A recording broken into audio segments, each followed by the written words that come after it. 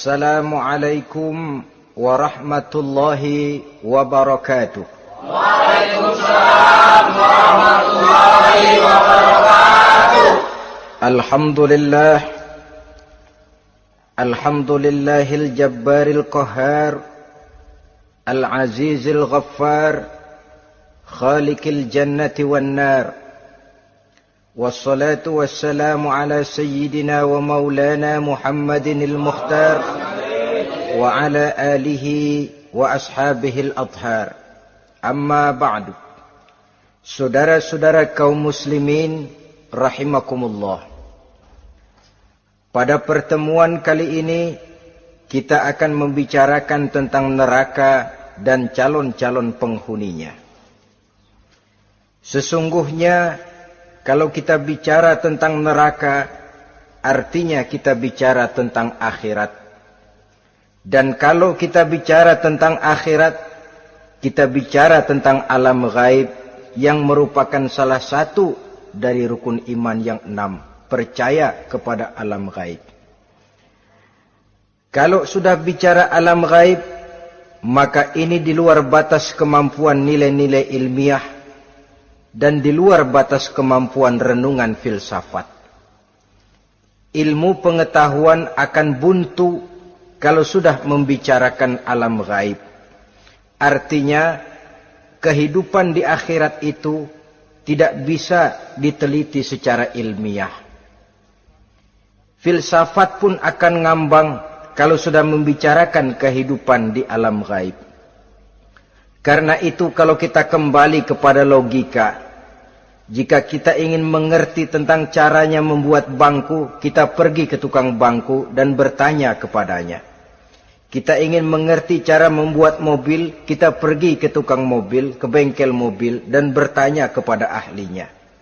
Pun dalam urusan alam gaib, sudah sewajarnya kita kembali kepada penjelasan dari sang pencipta alam gaib, yakni Allah subhanahu wa ta'ala. Dan melalui kitabullah Al-Quranul Karim, Allah telah menjelaskan masalah-masalah gaib berupa kehidupan di sorga dan neraka itu secara jelas dan pasti.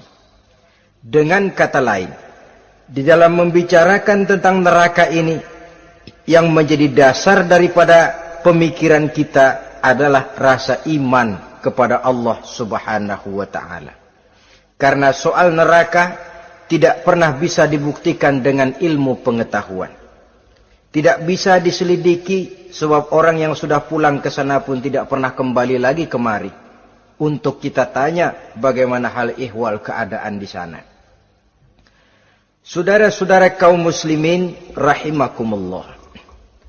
Neraka dalam istilah Quran selalu disebut dengan narun,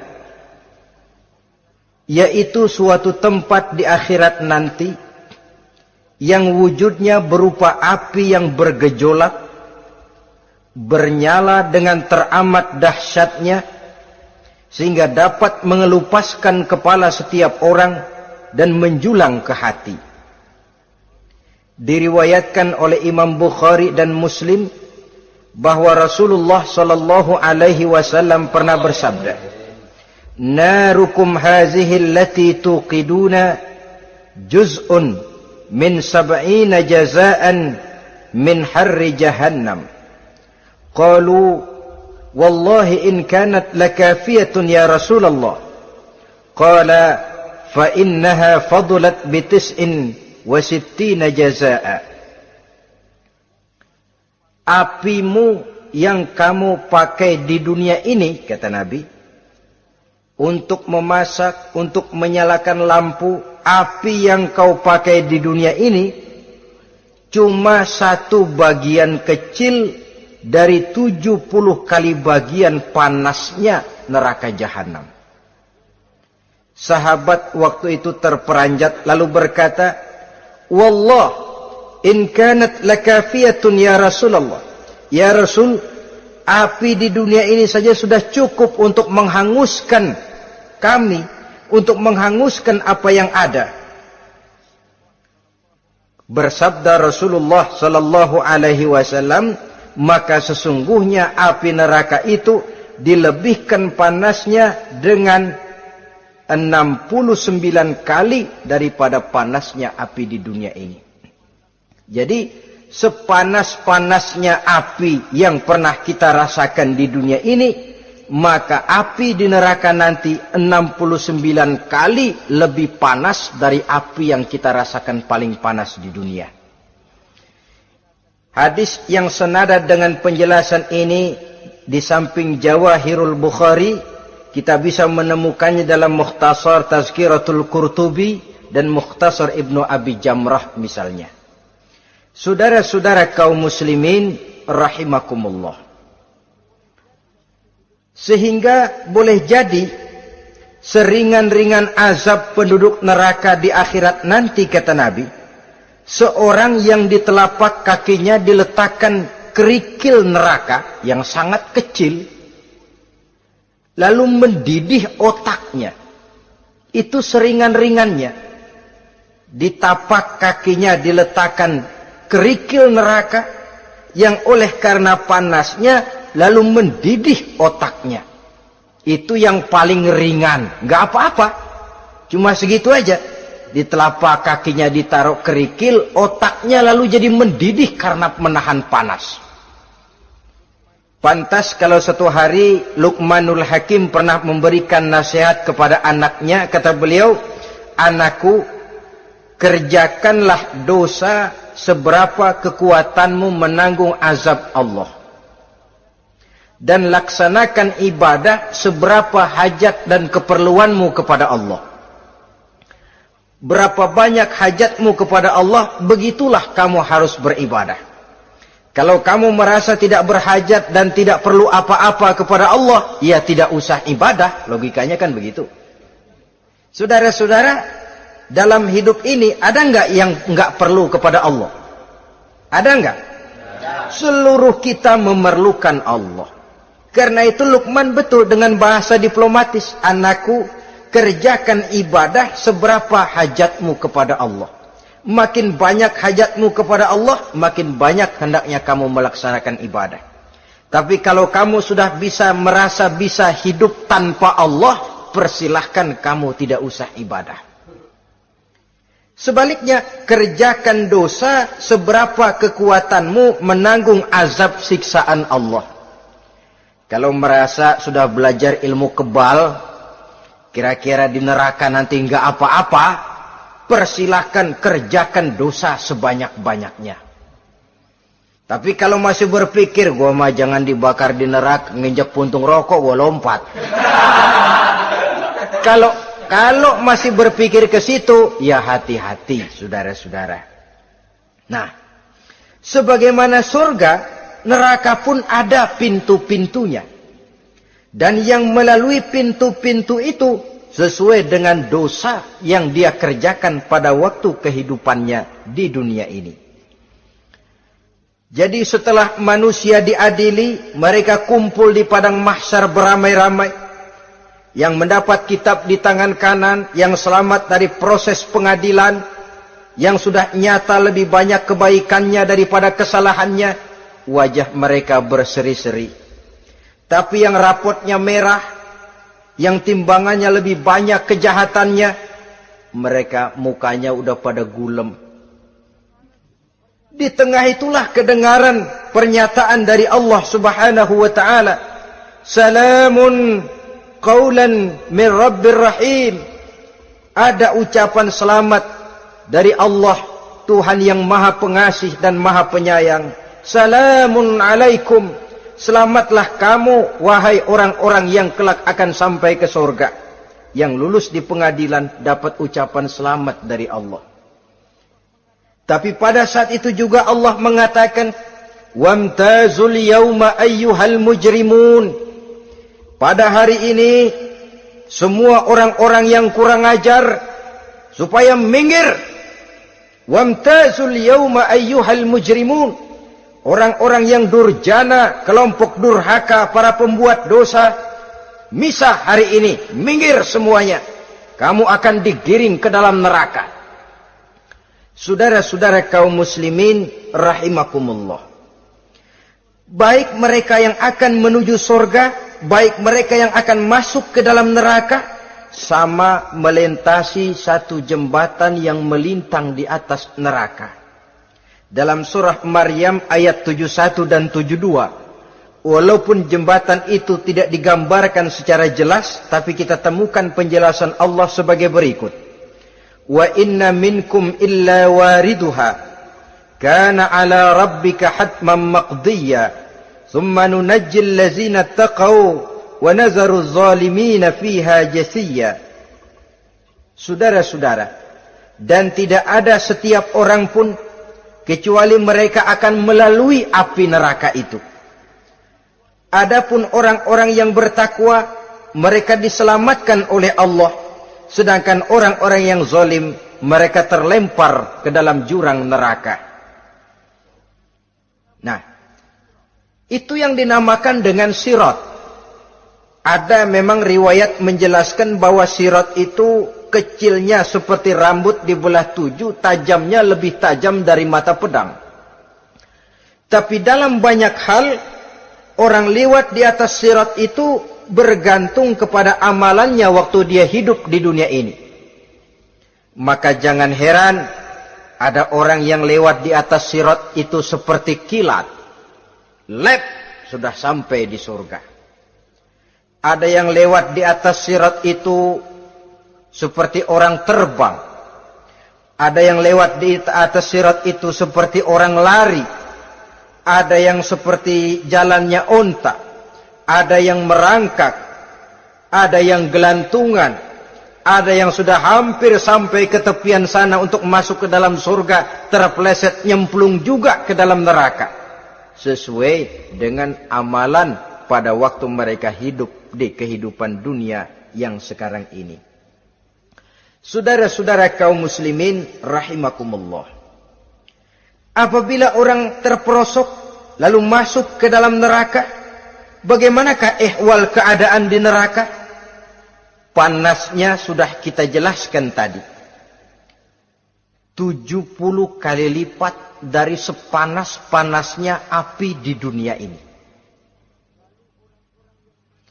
Lalu orang-orang yang masuk ke dalam neraka, mereka juga mendapat pakaian, makanan, minuman, perhiasan. Tapi makanannya, minumannya, perhiasannya lain dengan orang-orang yang sampai di surga. Mereka juga diberikan buah-buahan, sebab di neraka juga ada pohon. Namanya pohon zakum. Buahnya duri dari api. Dan itu yang akan jadi lalap makanannya orang-orang neraka. Di dalam surah As-Saffat ayat 64-65 Allah subhanahu wa ta'ala menjelaskan, Innaha syajaratun takhruju fi aslil jahim tal'uha ka'annahu ru'usus sayatin. Sesungguhnya pohon zakum itu adalah satu pohon yang akarnya keluar dari dasar neraka, yang buahnya seperti kepala setan. Ini sudah untuk bahasa yang sangat menyeramkan ini. Pohon itu tumbuh dari dasar neraka, buahnya mirip kepala setan. Itu akan dijadikan makanannya orang-orang yang ada di dalam neraka. Perhiasannya apa? Surah Al-Insan ayat 4. Inna a'tadna lil kafirina salasilan wa aghlalan wa sa'ira. Sesungguhnya kami sediakan bagi orang-orang kafir itu di dalam neraka segala macam rantai, cambuk-cambuk dan belenggu-belenggu neraka, terbuat dari api neraka, siap untuk merantai, membelenggu dan mencambuk mereka. Jadi dikasih perhiasan, lehernya dikalungin rantai, tangannya dipakein belenggu, ada cambuk-cambuk yang seluruhnya terbuat dari api neraka. Begitu mereka sampai ke pintu neraka yang namanya malaikat Zabaniyah, penjaga neraka, udah bukan main gemesnya dah. Ya, nyambutnya enggak ada ramahnya, lain sama malaikat Ridwan, penjaga surga. Ramah, murah senyum, Begitu orang mau masuk surga, salamun alaikum tibtum fadkhuluha khalidin. Keselamatan atas kamu, sungguh kamu telah beruntung. Sekaranglah masuk kamu ke dalam surga dan kekalah tinggal selama-lamanya di sana. Ramah, murah senyum, selamat datang, selamat tiba di tempat yang penuh kenikmatan. Mari persilahkan. Ini malaikat Ridwan. Malaikat Malik, malaikat Zabaniyah lain lagi. Dia nungguin pabrik. Sadis menerima, matanya melotot. Ini dia manusia-manusia kurang ajar yang waktu di dunia sudah datang para rasul, sudah turun agama, sudah datang Al-Quran, tapi belagak pilon. Sini loh, nih rantai, belenggu, lalu dirangkeng, dimasukkan ke dalam neraka. Na'udzubillah, summa na'udzubillah. Saudara-saudara, lalu terpikir oleh kita, kalau begitu panasnya api neraka, sekali lempar orang terus mati dong. Ya enak kalau boleh begitu sih. Begitu dilempar ke neraka terus mati, enak. Ternyata tidak. Kepedihan neraka adalah kepedihan yang kekal dan terus menerus. Tidak satu saat pun orang-orang di dalam neraka pernah merasakan kesenangan. Tidak sesaat pun. Kali semenit kayak ngasok, enggak, terus menerus berada dalam kepedihan yang tiada tara. Al-Quran menjelaskan, kullama nadijat juluduhum baddalnahum juludan ghairaha. Apabila hancur kulitnya, kami ganti dengan kulit yang baru. Supaya apa? Liyazukul azab, biar dia rasain azab. Tuh, rasain dulu. Hancur kepalanya, buletin lagi. Hancur kulitnya, bikin lagi. Berantakan isi perutnya, disempurnakan lagi, digiling lagi. Terus menerus begitu. Tidak sedetik pun penduduk neraka itu pernah mengalami istirahat. Barangkali pakai jam istirahat lumayan. Ini enggak ada. Ada bel, kleneng, istirahat, azab dicabut. Tidak. Terus menerus dan selalu begitu. Satu detik saja pun mereka tidak pernah istirahat dari siksaan dan azab yang mereka terima. Saudara-saudara kaum muslimin rahimakumullah. Lalu bagaimana keadaan mereka? Ada orang-orang di dalam neraka itu yang dikenakan pakaian dari api neraka. Luar biasa. Dikasih pakaian dinas dari api. Kemudian kepalanya dituangi air yang sedang mendidih. Yang dengan tuangan air itu dihancur luluhkan segala isi perutnya dan kulit-kulitnya. Setelah itu mereka dicambuk dengan cambuk-cambuk dari besi. Apabila mereka hendak keluar dari neraka, mereka dicampakkan kembali ke dalamnya. Dan dikatakan kepada mereka, rasakan siksaan yang membakar ini. Dalam surah Al-Hajj ayat 19 sampai 22, kita bisa simak firman Allah Subhanahu wa taala. Fallazina kafaru qutti'at lahum siyabun min nar yusabbu min fawqi ru'usihimul jahim yus'aru bihi ma fi butunihim wal julud wa lahum maqami'u min hadid. Kullama aradu an yakhruju minha min ghammin u'idu fiha wa zuku azabal hariq. Na'udzubillah summa na'udzubillah. Diberikan pakaian dari api, melolong, menyayat dia, memilukan, merintih dan meraung-raung. Lalu kepalanya diguyuri dengan air yang sangat mendidih. Hancur luluh isi perutnya, masih dicambuk lagi dengan cambuk-cambuk dari besi. Mereka merambat, mereka meraung, mereka hendak lari, mereka ingin keluar dari neraka. Tapi tiap kali mereka merambat ingin keluar, ditarik lagi. Kalau cara kita, ayo, mau kemana lo? Apa kata malaikat penjaga neraka? Zuku azabal hariq. Rasa ini, makan pencarian lo waktu di dunia. Saudara-saudara, lalu ada pula siksaan penduduk neraka itu, di mana dahi, lambung dan punggung mereka dipanggang dengan api neraka. Allah Karim. Kita di dunia ini tertusuk paku saja waktu berjalan, sudah bukan main pedihnya. Tertusuk duri saja, sudah bukan main pedihnya. Ini punggungnya, lambungnya, macam disate, dipanggang dari api neraka. Dalam At-Taubah ayat 35, kita temukan firman Allah, fi nari jahannama fatukwa biha hibahuhum wa junubuhum wa zuhuruhum, na'udzubillah summa na'udzubillah. Kemudian ada pula penduduk neraka itu yang disiksa, lehernya diikat dengan rantai.